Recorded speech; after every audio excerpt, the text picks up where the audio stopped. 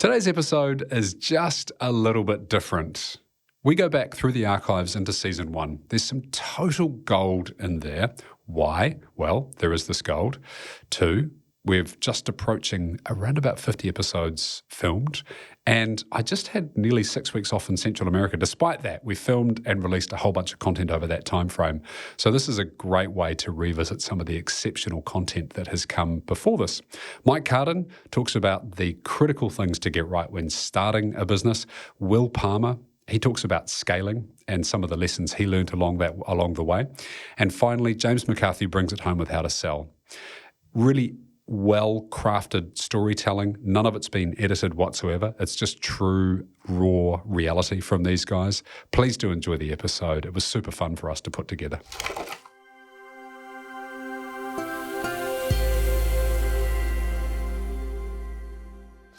But I'm curious about the lessons that you're able to apply from that experience of having successfully built and scaled and then sold a great tech company. So what did you take into Joyous as a consequence of that? Yeah, look, I think that the first thing, I've just got it's a disclaimer, and I sort of started mentioning it before, right, which is that,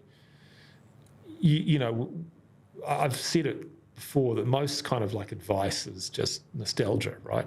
The problem is that you think you did things well, but actually you did lots of things badly and you've sort of forgotten about them. The things which you did well, you've kind of glammed up a bit now, haven't you? That was really smart of us, And I've used this example before. One of the things that Sonar 6 was so known for was that we were one of the first real factory marketers. We built a way of selling to SMBs which didn't involve salespeople, or had a very light salesperson involvement. They're very much driven on factory marketing, I think you call it these days. And you know what? We're in the GFC, we've got a finite amount of cash. Our burn is too high. You look at it and go okay, what's the most expensive part of the business? Sales seems expensive. Okay, we'll just have to get rid of them. And then try and figure out what you're going to do, which turns out that you need to build an automated marketing approach. But I don't think we sat there with some kind of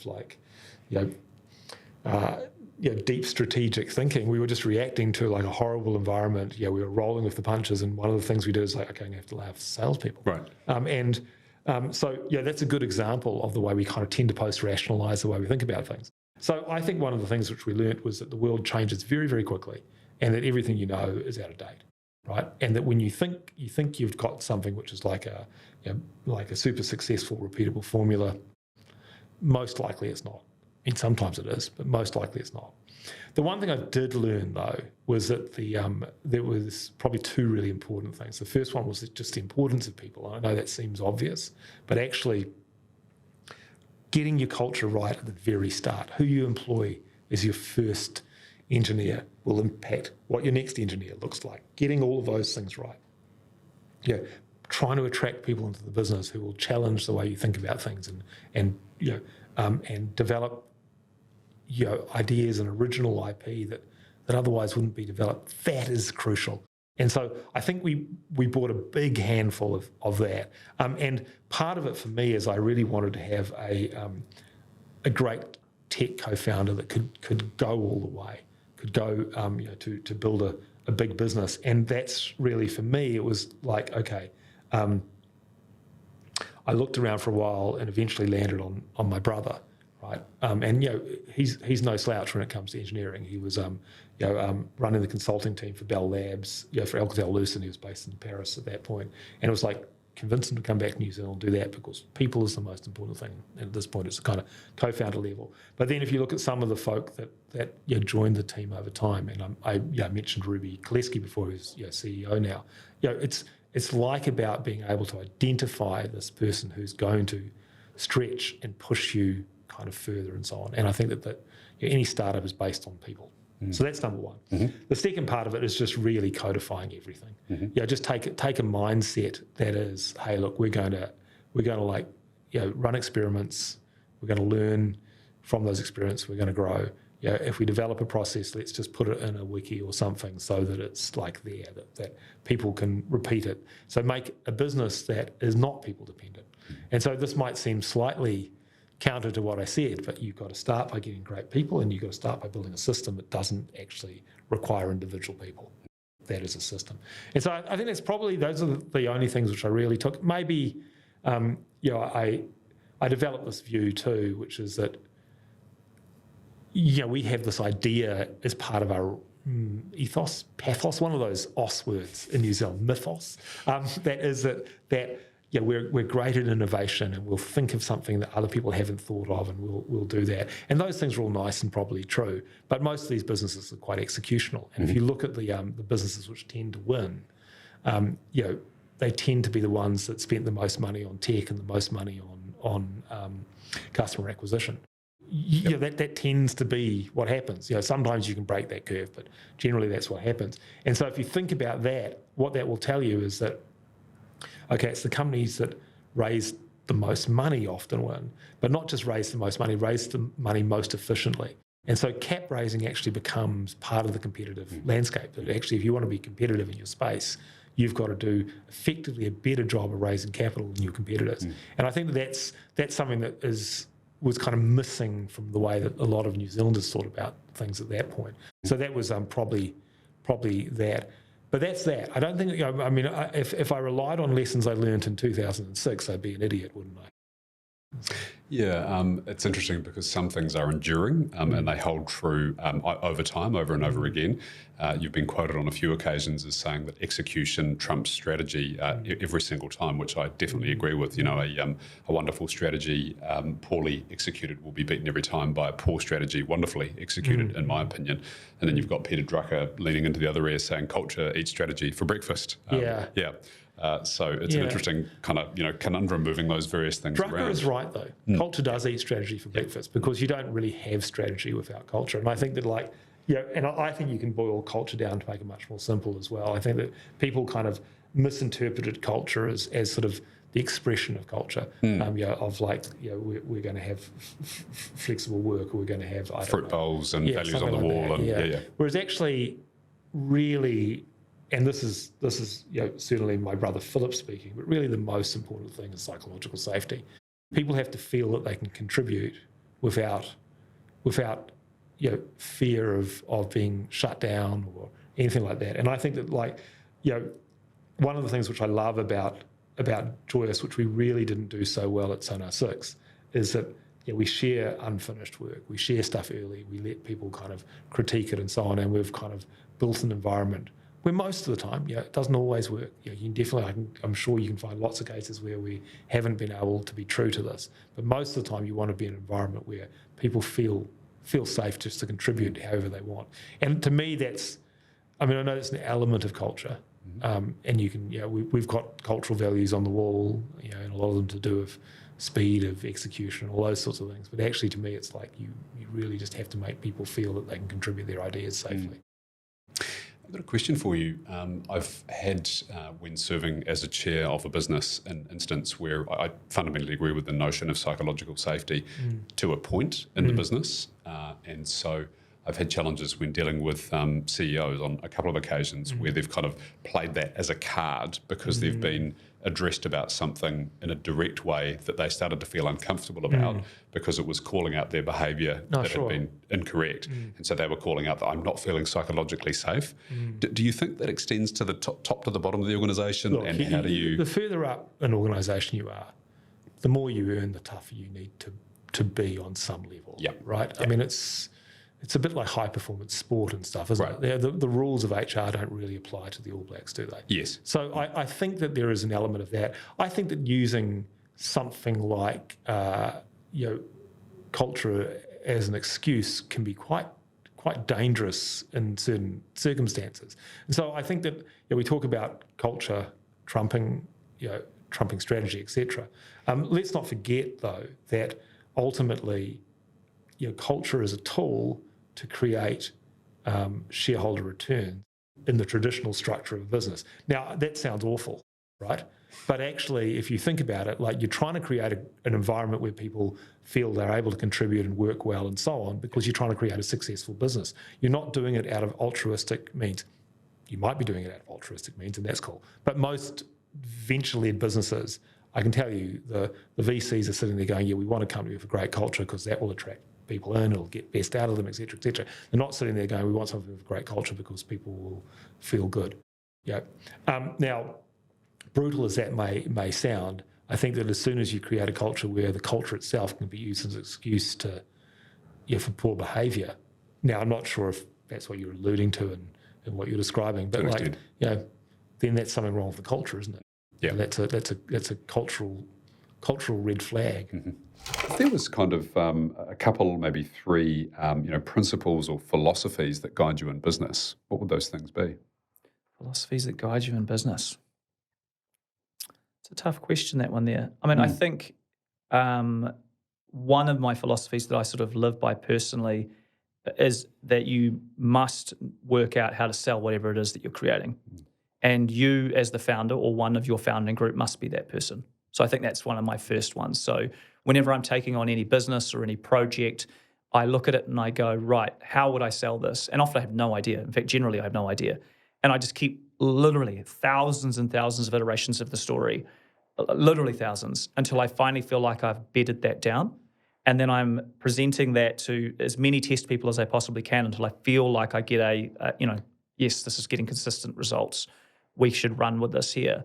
Once I get it to that point, I then try and build, a process that others can replicate. So it's always about trying to discover what is that narrative that is going to get people to be able to buy this product. And that's not just customers, that's staff, potential staff, hires, that's investors. So getting that right and working that out is really my number one thing, and not outsourcing that. That's the one thing me as the founder has to do. And if I nail that one piece and I get it really, really right, and I'm good at handing over that so others can replicate how I do it, then I've probably done the most valuable thing that I can do at an organization. So that's one.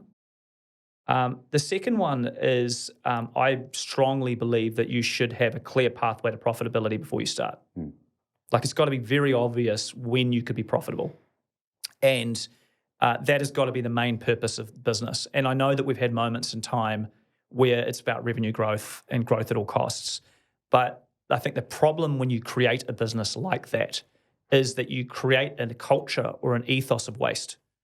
And when you create that and then you finally get some lean times, you have no ability to be able to turn on this new culture of efficiency. It's almost impossible without literally firing everybody. And I mean everybody, because the culture gets so widespread that it can't be changed. And the only way it survives is by more and more cash being fueling this, this pursuit of growth at all costs and this wastefulness. And I have never subscribed to that. I thank the guys at Vista for that. They were always about profitability, and we were profitable at Movio from the very first day. And we are, break even now with Coupler, and we will be profitable with DevRamp, within probably 18 months. And if we're not, we won't hire, grow, or do the things that force that unless it's extremely evident that it's going to be beneficial for us and our investors. So I think that idea of building a company from the get-go that's got a profitable, thought about it is really, really important. And then probably the final one for me is businesses are way easier to run with less people.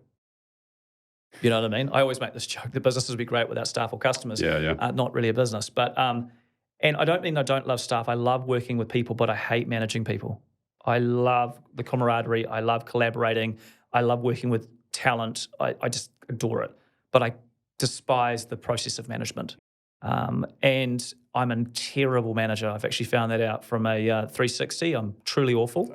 Quite an inspiring leader, bloody awful manager. I used to try and learn and train and read every management book under the sun to change that. And now I've subscribed to a different thought, which is, what if you didn't have to manage? What if you only hired people that were didn't need management? And so now I think one of my philosophies is that whoever I work with does not need a manager. Right? They don't need one. They might have one in terms of a hierarchy chart might say that I manage you, but you completely sole charge and that you drive off your own steam and your own motivation.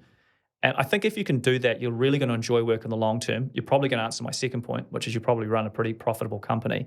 And you eliminate an entire layer of a business, which is that whole management layer. And I think it's not that I don't like managers. I just don't want to be one.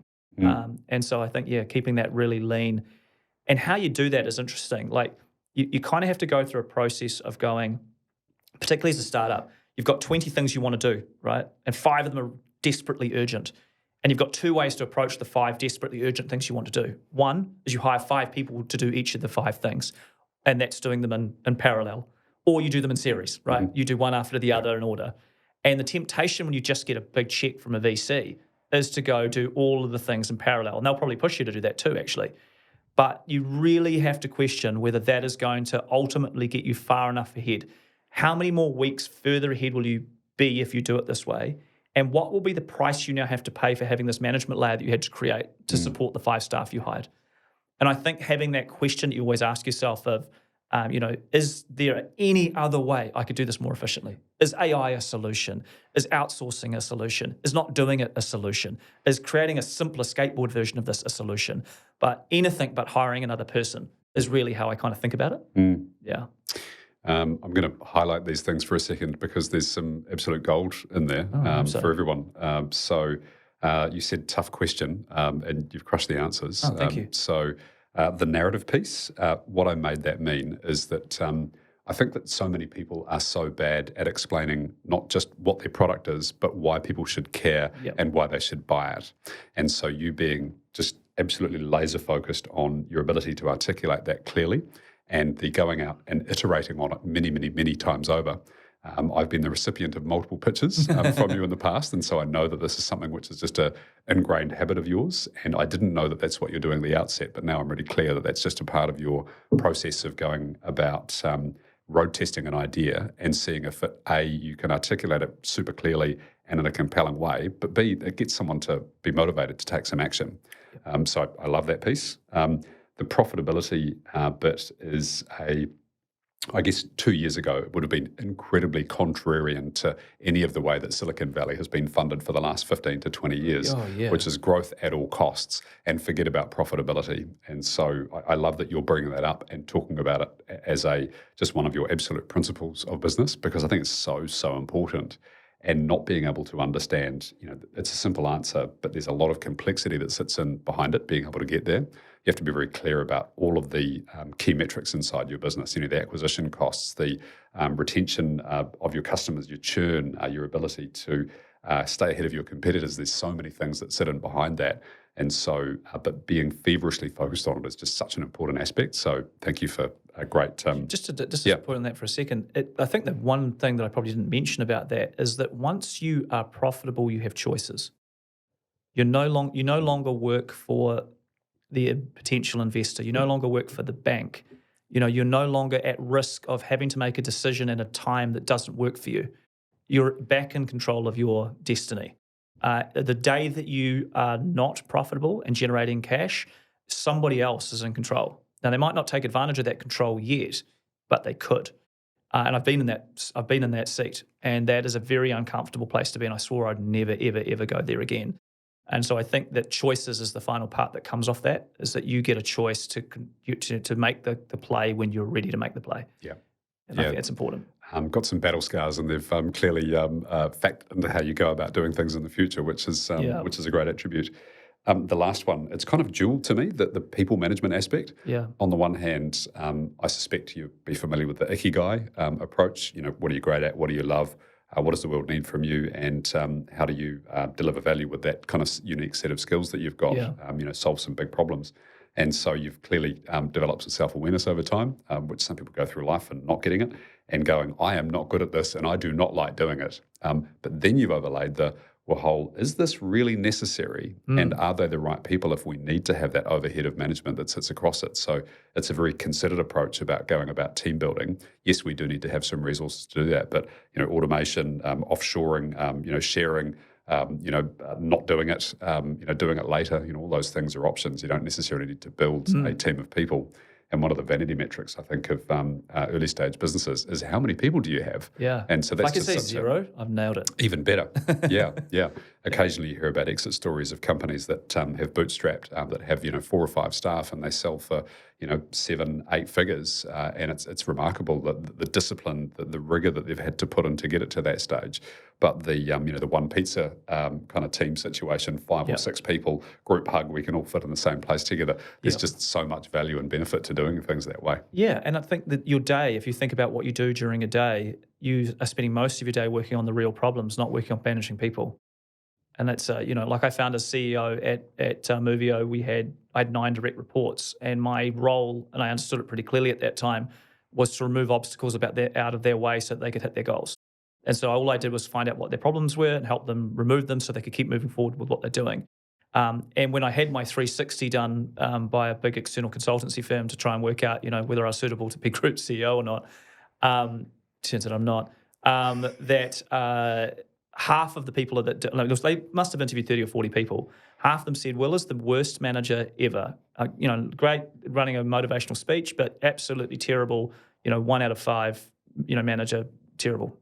Then the other half said, Will is the best manager ever. 5 out of 5. He gives me all the space and autonomy to do whatever I want. Never checks up on me, just trusts that I'm going to do the job. You're like, I'm the same person. I'm just as crap. One side thinks I'm awful and the other side thinks I'm great.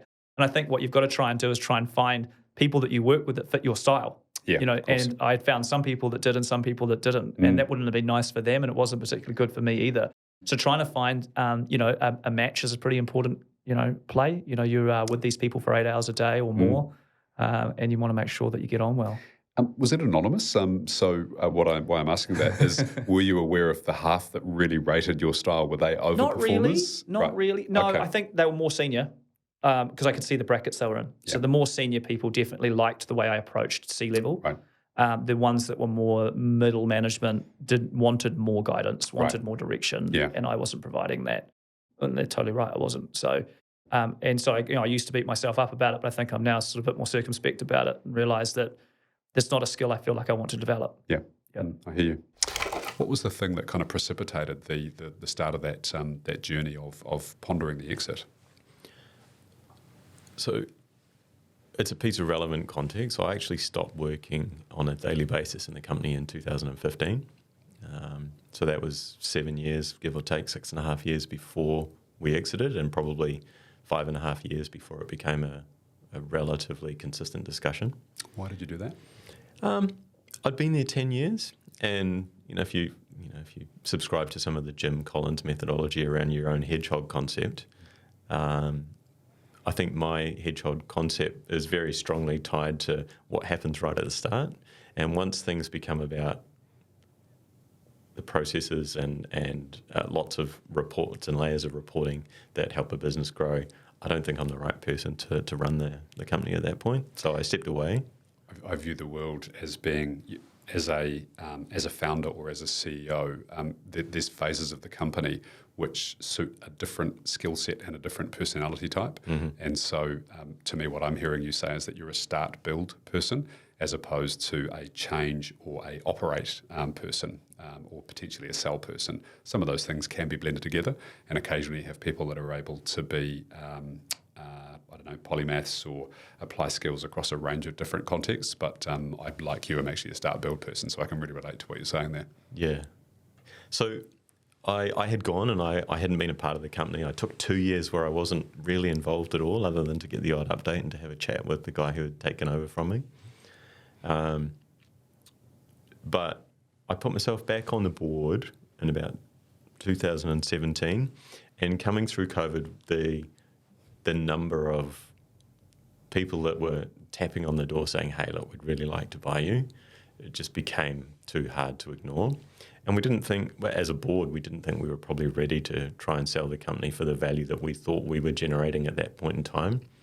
But if we look back at it, the shareholders were ready to exit. They'd been on that journey at that point in time for 15, 16 years. The market was ready, and the company was ready to sell. We just didn't necessarily think that we were going to realise all the value that we'd created recently. Sorry, I'm not sure that I've answered your question there. But it's okay, we'll circle around it. Yeah. So there was a range of factors that led you to go now is perhaps the right time. There was a good degree of interest. You felt like you might have extracted a pretty good degree of value from the company at that stage as well. And there was a desire from shareholders and investors to perhaps see a bit of a return on that. So, those are some pretty compelling reasons. Yeah. People were expressing interest, and so knocking on the door. What did you do then? Was it assemble a deal team? Was it retain advisors? How did you go about kind of starting to cobble together a deal that ultimately was able to happen? Yeah, we'd been having the conversation with shareholders for a couple of years before that point, and we'd already talked to, I think that Regan Holt from PwC had done a bunch of work on valuations and a potential strategy. So we'd already had that piece of work done. At the point when we decided, okay, we're going to do this, now is the time, the board put a bit of a subcommittee together with the CEO, and we said, okay, let's pick who we think are the most likely buyers for this company, and let's go to them and actually get a non-binding indicative offer and talk through with the shareholders what this could look like. Because the shareholder expectations were all over the map. There was a multiple of 2 between the lowest and the highest. Wow, that's a spread. So, there are some expectations that you need to manage. And there was a lot of work in front of us that we probably didn't realise was in front of us at that time. After we'd gone to these people and said, look, why don't you give us a non-binding indicative offer? They obviously needed a whole lot of information. Luckily for us, we were relatively well prepped for sale. So we had, I wouldn't say that we had a data room, but we had at least a high-level brief that we could send out. And people were pretty good at giving indicative offers on a relatively short turnaround. And the thing that surprised me is, especially given the differences in the 3 potentials that we'd picked out, one being a sort of a long hold PE, one being more of a local and short hold PE firm, and one being more of a trade sale type purchaser. All of the valuations were relatively close together. Nothing too far outside my expectations, and all of them above what I thought the minimum value for the company ought to be. So that was at least a good start. And then we went to shareholders, put the options out, got some feedback, and the shareholders sort of took the advice, and we decided to go ahead with a process with one particular buyer, who I'll name as Arcadia, because it's easier just to talk about them by name. Yep. Arcadia's deck to us had a very optimistic 4-week process. 4-week DD. And I think even Paul would now acknowledge that was probably a little bit optimistic. And I can talk about some of the funny moments through the process, including them not realising that New Zealand shuts down for all of summer. But they, in early November, told us that they would have the deal sewn up by Christmas. Early November, wow. Anyway, the board sort of put the CEO at the time in charge of this process, and we kind of sat back and answered questions and wanted to see what would happen. Terrible idea for lots of reasons, and I can talk about where we ended up and what we should have done. But probably now's quite a good time to do that, actually. Look, ultimately you need someone who's connected enough to the decision makers in the decision-making process, connected enough to the business and the information within the business, and ultimately who's going to sign the warranties. That person needs to be leading that process, or needed in our case to lead that process. If I think about all the relationships, so I was leading that process, if I think about all the relationships that I had and had to manage, there were 4 shareholding groups, but within those shareholding groups, different shareholders as well. So probably about 15 people all told on the shareholding side that you needed to have a relationship with and bring along on a journey. There was obviously the buyer, and within the buyer there were a whole lot of different people. There was our own legal team, and then there was the company itself and the people working in the company, and that includes the board, who were ultimately going to carry a degree of responsibility for making sure the company achieves its objectives. Yeah.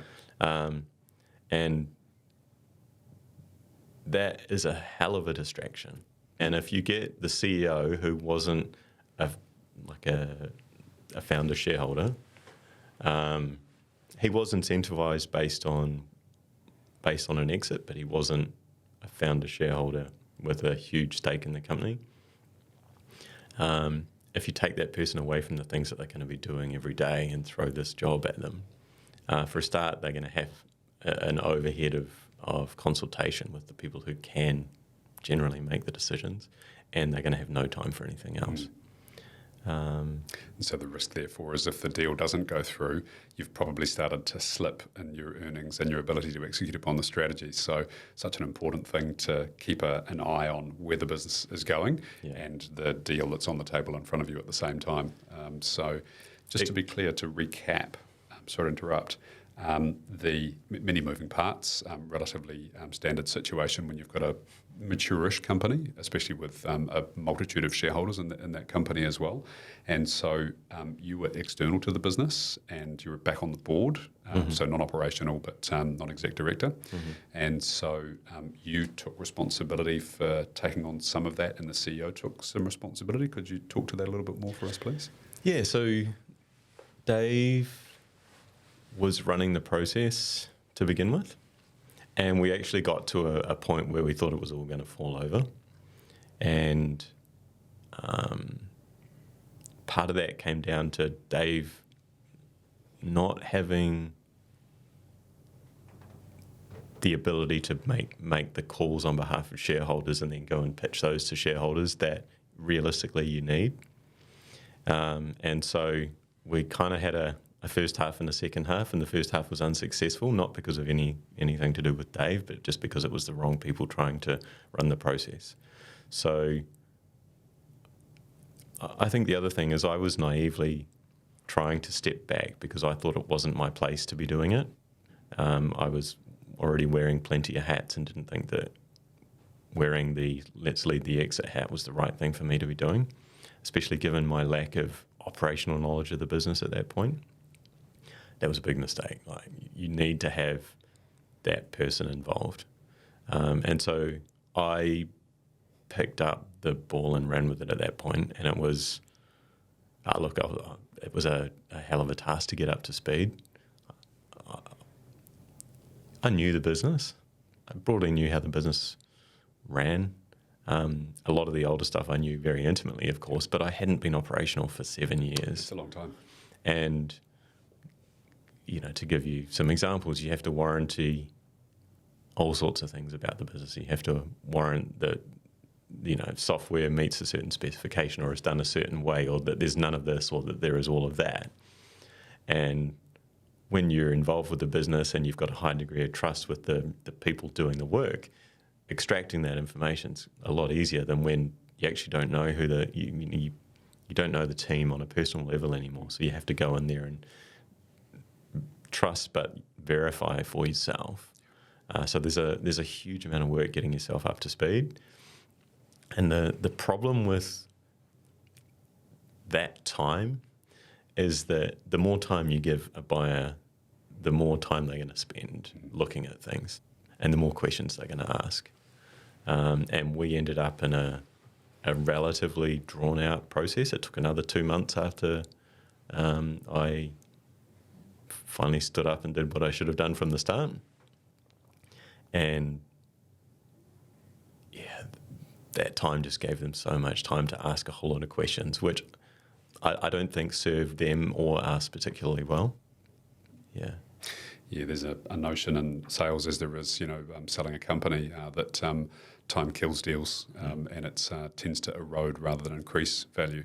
Yeah. So I'm curious, you may not have reflected upon this, but you weren't heavily involved in the start of the journey. You said it was a game of two halves, if you like, a deal of two halves, and then you became really heavily involved.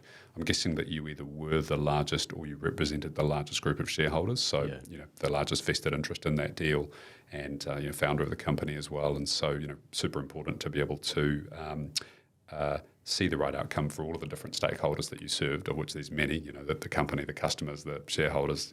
It's a complex entity by this stage. Have you reflected upon the difference that you may have been able to make through becoming much more active in that deal? Like, for example, could the deal have gone off the rails? You mentioned that may have been a possible outcome at that point. And or was there a potential increase in the EBIT multiple, or was it just getting the deal done on better terms? Or, what influence do you feel like you may have been able to have on that deal? I think the deal would have fallen off the rails if I or someone representing the largest shareholders hadn't got involved. That's basically what it comes down to. Yeah, that's pretty fundamental. Look, one of the things that I talk about as being probably one of the hardest things was just the decision fatigue through the process. And when you can make the decision and know that you've got the backing of a majority of shareholders behind you, and that you will have to discuss some things and negotiate some things, but when you've got the ability to make those decisions and just keep moving, you're far better placed to stop that time just blowing out. So that was probably the thing that I brought to it, was the ability to just make a lot of decisions without too much consultation, and then go back and sell a package to the shareholders instead of going back piece by piece and asking questions along the way. Yeah. And consequently, my mind goes to that does two things. On the one hand, it means that you can accelerate the deal process. And on the other hand, you give confidence to the acquirers that they are dealing with the person who's actually kind of responsible for shepherding this thing through. And it feels like it's a cohesive entity and a smartly run entity as well, to a degree. Absolutely. I think one piece of context which is probably missing from the discussion at this point is the fact that Arcadia was a brand new fund at that point in time. First deal, or one of... We were basically first equal. I think we and another company closed within a week of each other. Wow. And so not only were we learning about this for the first time, but even though the principals at that firm had a lot of experience, this was the first time they'd done it in their own fund. So and this was also the first time they'd done it in New Zealand. So there was a lot of legal and cultural and, just novice type learning around the whole process that needed to happen as part of the journey for each of us. And that definitely impacted quite a few things. I'll give you examples. There was workers' comp in the SPA when it first landed on our desk, and no matter how many times we went back to them and said, you need to remove this workers' comp reference because that's an Australian concept, not a New Zealand concept. There were little things like that just took a lot more work than it really should have. And that was just an experience thing. I didn't know that I needed to say, hey, look, just strike this for these reasons. And they didn't know that wasn't a thing in New Zealand. So thousands of little pieces of learning like that. Yeah.